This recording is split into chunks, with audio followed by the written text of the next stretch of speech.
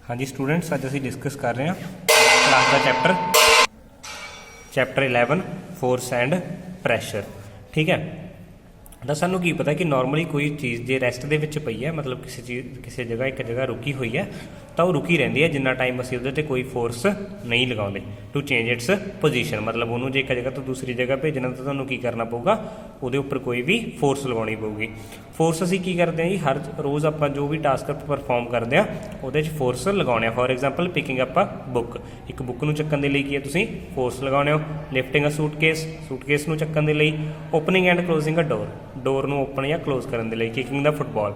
मतलब ये सारे काम जो असीं नॉर्मल आम जिंदगी दे विच हर रोज़ करते हैं उन्हां दे विच अलग अलग तरीकों के नाल असीं की है फोर्स अप्लाई करते हैं। तो फोर्स है कि force can be defined as push or pull. ठीक है, किसी चीज़ नूं धक्का लगाउणा या फिर उन्होंने खिंचना to bring a change in its state, उहदी स्टेट नूं चेंज करन दे लई, मतलब उन्होंने रैसट च लैके आउण दे लई, मोशन च लैके आउण दे लई, डायरैक्शन चेंज करन दे लई, ये सारियां चीज़ां जो है फोर्स कर सकदी है। हुण फोर्स जो स्ट्रैंथ है उन्होंने असीं दो चीज़ों नाल मेजर करते हैं, मैगनीट्यूड मतलब कितनी फोर्स लगा रहे हो, एंड डायरैक्शन किस डायरैक्शन दे विच लगा रहे हो। ठीक है, तो ये SI यूनिट की है न्यूटन। ठीक है, तो फोर्स क्या करके होगी जी, ड्यू टू सम इंटरैक्शन, हमेशा किसी ना किसी इंटरैक्शन के करके ही फोर्स होगी। ठीक है, तो की हो सकता, change in state of motion, मतलब कोई ऑब्जैक्ट जी रैसट के उपर है, ठीक है, तो उन्होंने फोर्स मूव कर सकती है। फॉर एग्जाम्पल कोई बॉल पई है, तुसीं उहदे जाके किक किया तो बॉल की है मूव कर गई। Force applied in same direction, इस तो बाद की हो सकता है कि कोई ऑब्जैक्ट पई है, तुसीं दो जणिਆਂ ने उसकी फोर्स लगाई पर सेम डायरैक्शन दे विच, तो की है वो उस डायरैक्शन दे विच मूव कर सकती है। उस तो बाद की हो सकता है force applied in opposite direction. For example रस्साकशी की जो गेम होंगी वो की है कि दो टीम्स अपोजिट डायरैक्शनस दे विच फोर्स लगाते हैं, ये अपने वाली साइड खिंचते हैं, ये अपने वाली साइड खिंचते हैं, तो उसदे नाल की है जिस साइड तो ज़्यादा फोर्स लग रही है उस साइड की है ऑब्जैक्ट मूव हो जाती है। जो दोनों साइड तो सेम फोर्स लग रही है तो कोई भी मूवमेंट वो नहीं होएगी। ठीक है, इस तो बाद चेंज इन स्पीड। ठीक है, तुसी ऑब्जैक्ट की स्पीड नूं चेंज कर सकते हो। वही कोई बॉल है रैसट के उपर पई है, उसकी स्पीड 0 है, तुसी उन्होंने किक किया तो उन्हें कोई ना कोई स्पीड अटेन कर ली, तो तुसी उसकी स्पीड चेंज करती। उस फुटबॉल नूं जो गोलकीपर ने रोकया तो वह किसी स्पीड नाल आ रही सी, गोलकीपर ने उन्होंने रोक लिया तो भी उसकी स्पीड की होगी चेंज होगी। ठीक है, इस तो बाद change in direction of movement, तुसी डायरैक्शन भी चेंज कर सकते हो। फॉर एग्जाम्पल वॉलीबॉल खेडते टाइम की है इधरली साइड तो बॉल आती है तो दोबारा असीं जी उन्होंने दूसरी साइड भेज दें, या फिर बॉलर जो बॉलिंग करता तो बैट्समैन जो मतलब बैट के नाल तो शॉट लगाऊगा तो वह बॉल की डायरैक्शन को की कर देंदा, चेंज कर देंदा। तो इस तरह जो फोर्स है उस साडी जो मोशन है उसकी डायरैक्शन भी की है चेंज कर सकती है। ठीक है, इस तो बाद change in shape of object. ठीक है, तुसी कोई स्प्रिंग खिंचया तो उसकी शेप चेंज होगी।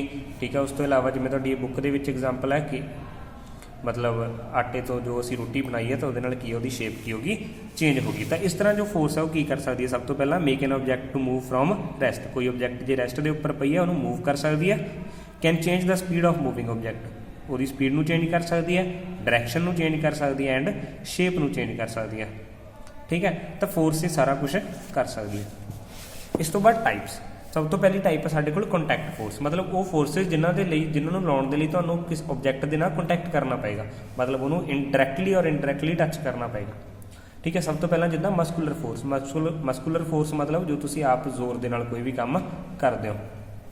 ठीक है, मान लो कोई भी चीज़ आपने चकनी है तो ओबवियसली उन्होंने टच करना पऊगा। तुसी फुटबॉल में किक किया तो भी तुसी उन्होंने की किया टच किया, तुसी किसी ऑब्जैक्ट को रोकया तो भी की किया टच किया। तो एक की एग्जाम्पल है जी साढ़े को कॉन्टैक्ट फोर्स की।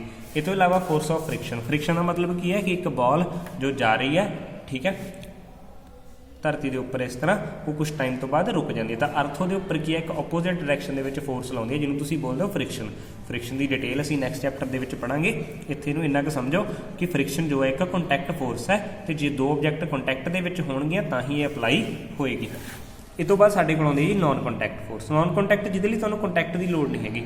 मैगनैटिक फोर्स मतलब फॉर एग्जाम्पल दो मैगनैट्स ने तो दूरों ही एक दूसरे को अट्रैक्ट कर लैंदियां बिना किसी कॉन्टैक्ट के विच आए, या दूरों ही रिपैल कर सकदियां बिना कोई कॉन्टैक्ट किए, तो वो किहड़ी है जी नॉन कॉन्टैक्ट फोर्स। ठीक है, electrostatic force same, positive charge repel करनगे, पॉजिटिव नैगेटिव अट्रैक्ट करनगे, नैगेटिव भी रिपैल करनगे दूरों ही बिना कोई टच किए।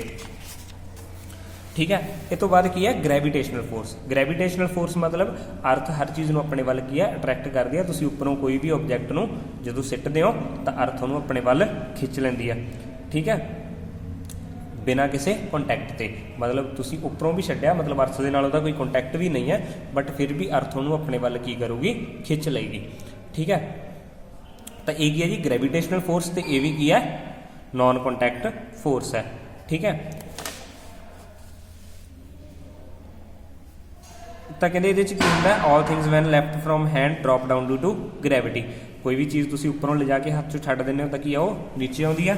ਬਾਲ ਔਰ any other object when thrown upwards goes up with the force exerted by you then drop down due to gravity. ਤੁਸੀਂ ਕਿਸੇ ਬਾਲ ਨੂੰ ਉੱਪਰ ਸੁੱਟਿਆ, ਉਹ ਉੱਪਰ ਕਿਹਦਾ ਕਰਕੇ ਗਈ, ਤੁਹਾਡੀ ਫੋਰਸ ਕਰਕੇ, ਐਂਡ ਨੀਚੇ ਕਿਹਦਾ ਕਰਕੇ ਆਈ ਜੀ, ਗ੍ਰੈਵਿਟੇਸ਼ਨਲ ਫੋਰਸ ਕਰਕੇ, ਠੀਕ ਹੈ। ਤਾਂ ਇਹ ਸਾਰੀਆਂ ਐਪਲੀਕੇਸ਼ਨਸ ਕਿਹਦੀਆਂ ਨੇ, ਗ੍ਰੈਵਿਟੇਸ਼ਨਲ ਫੋਰਸ ਦੀਆਂ, ਠੀਕ ਹੈ। ਤੇ ਇਹ ਵੀ ਕੀ ਹੈ ਜੀ ਇੱਕ ਨॉन ਕੰਟੈਕਟ ਫੋਰਸ। ਤਾਂ ਇਹ ਅਸੀਂ ਫੋਰਸ ਇਸ ਵੀਡੀਓ ਦੇ ਵਿੱਚ ਡਿਸਕਸ ਕੀਤੀ ਹੈ। ਤੇ ਨੈਕਸਟ ਜੋ ਟੌਪਿਕ ਹੈ ਸਾਡਾ ਪ੍ਰੈਸ਼ਰ, ਉਹ ਅਸੀਂ ਡਿਸਕਸ ਕਰਾਂਗੇ ਨੈਕਸਟ ਵੀਡੀਓ ਦੇ ਵਿੱਚ।